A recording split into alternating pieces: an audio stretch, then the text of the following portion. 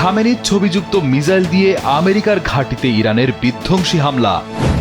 কাশ্মীর বেলুচিস্তান হারালে কি করবে পাকিস্তান? খামেনির রেখে যাওয়া মিসাইলের নিশানায় আমেরিকার সব সামরিক ঘাঁটি। মেসির প্রেমে নিজের বাড়িকেই বানালেন আর্জেন্টিনা।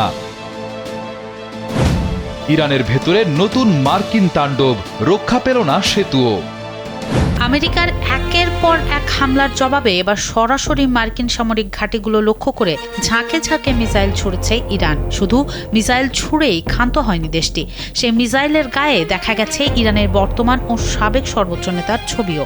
আমেরিকার হামলার বদলা নিতে তেহরান শুরু করেছে অপারেশন নাসর 2। জর্ডান, কুয়েত ও বাহরাইনে থাকা মার্কিন ঘাঁটিগুলো লক্ষ্য করে ইরানের এই অপারেশন নাসর 2 নিয়ে এখন বিশ্বজুড়ে তোলপাড় চলছে। টান উত্তেজনার মধ্যে বৃহস্পতিবার একটি ভিডিও প্রকাশ করে এই হামলার দাবি জানায় ইরানের আইআরজিসি। তাদের দাবি, খাইবার শেকান, জুলফিকার, সাজিল ও ফাতে 110 মডেলের বিধ্বংসী ক্ষেপণাস্ত্রগুলো ধেয়ে গেছে মার্কিন ঘাঁটির দিকে, যেখানে স্পষ্ট দেখা গেছে ইরানের বর্তমান সর্বোচ্চ নেতা মোস্তফা খামেনি ও তার বাবা আয়াতুল্লাহ আলী খামেনির ছবি। ভিডিওর সত্যতা এখনও নিরপেক্ষভাবে যাচাই করা না গেলেও কুয়েত, বাহরাইন ও জর্ডান নিশ্চিত করেছে যে তাদের আকাশ প্রতিরক্ষা ব্যবস্থা ইরান থেকে ছোড়া মিসাইলগুলো মাঝ আকাশেই ভূপাতিত করেছে। ওয়াশিংটন ও তেহরানের এই সরাসরি সংঘাত পুরো মধ্যপ্রাচ্যকে এক ভয়ঙ্কর যুদ্ধের মুখে দাঁড় করিয়ে দিয়েছে। বিশ্বের নানা সংকট সমাধানে যখন পাকিস্তানের সেনাপ্রধান আসিম মুনির ছুটছেন, তখন তার নিজ দেশ আবারও টুকরো হওয়ার হুমকিতে।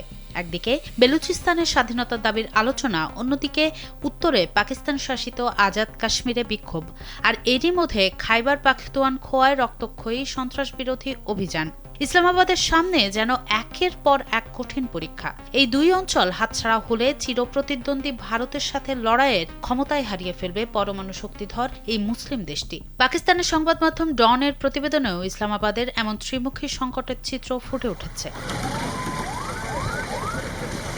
বর্তমানে পাকিস্তানের সবচেয়ে বড় ক্ষত বেলুচিস্তান। সামাজিক যোগাযোগ মাধ্যমে খবর চাউর হয়েছে, বিদ্রোহীরা প্রদেশের 85% এলাকা নিয়ন্ত্রণ নিয়ে নতুন পতাকা ও মুদ্রা চালুর ঘোষণা দিয়েছে। যদিও সরকার তা অস্বীকার করেছে, তবে গ্যাস, সোনা ও সিপেক প্রকল্পের কেন্দ্রবিন্দু এই অঞ্চলের অস্থিরতা বেইজিং ও ইসলামাবাদের ঘুম কাটছে।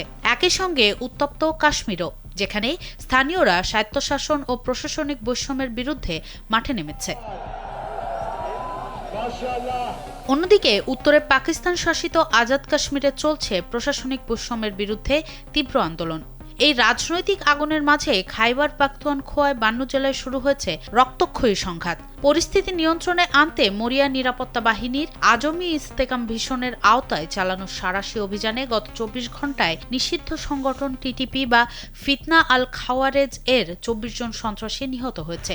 এর পরপরই গুলবাহার এলাকায় সিটিভি ও সোয়াত টিমের যৌথ অভিযানে খতম হয় আরও 5 সন্ত্রাসী। উদ্ধার হয়েছে বিপুল পরিমাণ কালাশনিকভ রাইফেল ও হ্যান্ড গ্রেনেড।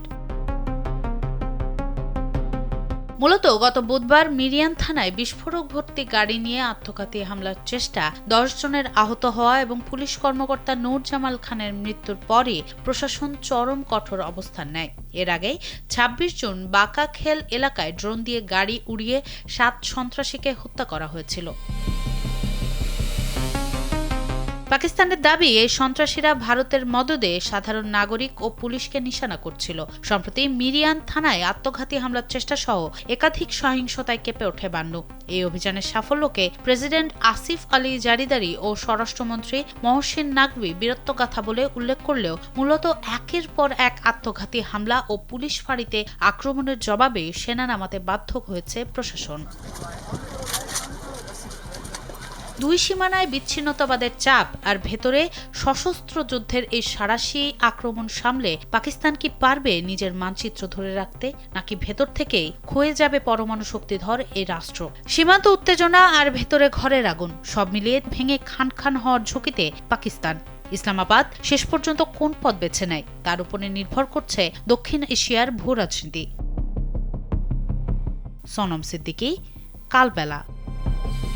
হুঁশিয়ারি এবার আর কথার কথায় সীমাবদ্ধ নেই। আমেরিকার সামরিক ঘাঁটির দোরগোড়ায় পৌঁছে গেছে খামেনির রেখে যাওয়া মিসাইলের গর্জন। ওয়াশিংটন বনাম তেহরান ইঁদুর বিড়াল খেলা এবার শেষ। ক্ষেপণাস্ত্র, ড্রোন আর পাল্টাপাল্টি হুঁশিয়ারিতে পুরো অঞ্চল যখন বারুদের স্তূপে পরিণত হয়েছে, তখন ইরানের শীর্ষ সামরিক নেতৃত্বের অলিখিত ডিক্রি আমেরিকার একটা আঘাতের জবাবে ছারখার হয়ে যাবে গোটা মধ্যপ্রাচ্যের কৌশলগত অবকাঠামো। হরমুজ প্রণালীকে রেড লাইন ঘোষণা করে ট্রাম্প প্রশাসনকে সরাসরি চ্যালেঞ্জ ছুড়ে দিয়েছে তেহরান, যা উঠে এসেছে আন্তর্জাতিক সংবাদ মাধ্যম সিএনবিসির প্রতিবেদনে। ইরানের খাতাম আল আম্বিয়া সেন্ট্রাল হেডকোয়ার্টার্সের মুখপাত্র ব্রিগেডিয়ার জেনারেল ইব্রাহিম জোলফাকারি স্পষ্ট করেছেন, মার্কিন প্রেসিডেন্ট ডোনাল্ড ট্রাম্প কোনো সামরিক পদক্ষেপ নিলে তেহরানের জবাব হবে নজিরবিহীন ও চূড়ান্ত। উপসাগরে মার্কিন ঘাঁটিগুলোর আকাশে এখন আইআরজিসির ড্রোন ও মিসাইলের ছায়া। এই সংঘাত কেবল ইরানের সীমানায় আটকে থাকবে না, বরং পুরো মধ্যপ্রাচ্যের মার্কিন ও তার মিত্রদের কৌশলগত অবকাঠামোকে গুড়িয়ে দেবে। বিশ্লেষকদের মতে গত এক দশকে ইরান যে দূরপাল্লার ক্ষেপণাস্ত্র ও ড্রোনের সুবিশাল বহর করে তুলেছে, তা তাদের সীমানার বাইরেও কৌশলগত প্রতিরোধ করার সক্ষমতা দিয়েছে। বিপরীতে মধ্যপ্রাচ্য জুড়ে ছড়িয়ে থাকা মার্কিন সামরিক ঘাঁটি, আকাশ প্রতিরক্ষা ব্যবস্থা এবং নৌবাহিনীর উপস্থিতি এখন তেহরানের ক্ষেপণাস্ত্রের আওতায়। ফলে যে কোনো সংঘাত শুধু দুই দেশের মধ্যে সীমাবদ্ধ না থেকে পুরো অঞ্চলের নিরাপত্তা ও আন্তর্জাতিক বাণিজ্যের উপর প্রভাব ফেলবে। কূটনীতির ভাষা যখন কামানের গোলার শব্দে চাপা পড়ে যাচ্ছে, তখন প্রশ্ন উঠছে, উপসাগরীয় অঞ্চল কি আরেকটি ধ্বংসাত্মক যুদ্ধের দ্বার প্রান্তে, নাকি শেষ মুহূর্তে কোনো সমঝোতা বাঁচাবে বিশ্বকে? কারণ এই সংঘাত শুধু আঞ্চলিক নয়, বৈশ্বিক অর্থনীতি ও জ্বালানি সরবরাহের মেরুদণ্ড ভেঙে দিতে পারে। পরিস্থিতি এখন আর সাধারণ সতর্কবার্তায় সীমাবদ্ধ নেই। উভয় পক্ষের পরবর্তী পদক্ষেপই নির্ধারণ করবে পৃথিবীর অন্যতম গুরুত্বপূর্ণ এই অঞ্চলের ভবিষ্যৎ। তবে এখন পর্যন্ত উভয় পক্ষের অবস্থান মূলত কঠোর রাজনৈতিক ও সামরিক বার্তার মধ্যে সীমাবদ্ধ রয়েছে। বাস্তবে পরিস্থিতি কোন দিকে মোড় নেবে তা নির্ভর করবে কূটনৈতিক উদ্যোগ, সামরিক সংযম এবং ওয়াশিংটন তেহরানের পরবর্তী সিদ্ধান্তের উপর। বিশ্লেষকদের মতে এই উত্তেজনা যদি পূর্ণমাত্রার সংঘাতের রূপ নেয়, তাহলে শুধু মধ্যপ্রাচ্য নয়, বৈশ্বিক জ্বালানি বাজার, আন্তর্জাতিক নৌবাণিজ্য, তেলের দাম এবং বিশ্ব অর্থনীতিতেও এর সরাসরি প্রভাব পড়তে পারে। তাই বিশ্বের নজর এখন যুদ্ধের সম্ভাবনার দিকে যেমন, তেমনি শেষ মুহূর্তে কূটনীতি নতুন কোনো সমাধানের পথ তৈরি করতে পারে কিনা সেদিকেও। সোনম সিদ্দিকী, কালবেলা। কেরালার একটি বাড়ি এখন যেন ছোট্ট এক আর্জেন্টিনা। চারদিকে আকাশি সাদা রং, দেয়াল জুড়ে লিওনেল মেসির ছবি, উঠছে আর্জেন্টিনার অসংখ্য পতাকা। 2026 ফিফা বিশ্বকাপকে ঘিরে প্রিয় দল আর প্রিয় ফুটবলারের প্রতি ভালোবাসা প্রকাশ করতেই নিজের পুরো বাড়িকে এমন রূপ দিয়েছেন ভারতের কেরালা রাজ্যের মাঙ্গুজি এলাকার বাসিন্দা জয় উথুপ্প। এমন তথ্য উঠে এসেছে আন্তর্জাতিক বিভিন্ন গণমাধ্যমের প্রতিবেদনে। ভারতের ফুটবল প্রেমের রাজধানী হিসেবে পরিচিত কেরালা। বিশ্বকাপ এলেই রাজ্য জুড়ে শুরু হয় অন্যরকম উৎসব। রাস্তা, বাজার, পাড়া, অলিগলি জুড়ে উঠতে থাকে বিভিন্ন দেশের পতাকা। কোথাও আঁকা হয় প্রিয় খেলোয়াড়দের দেয়াল চিত্র। তবে এবার সেই ফুটবল উন্মাদনাকে একেবারে নতুন মাত্রা দিয়েছেন জয় উথুপ্প। শুধু পতাকা টাঙিয়েই থেমে থাকেননি, নিজের বাড়িকেই রূপ দিয়েছেন আর্জেন্টিনার প্রতীকে। বাড়ির বাইরের পুরো অংশ রাঙানো হয়েছে আকাশি আর সাদা রঙে। চারপাশে লাগানো হয়েছে আর্জেন্টিনার জাতীয় পতাকা, দলের ব্যানার এবং লিওনেল মেসির বড় বড় পোস্টার।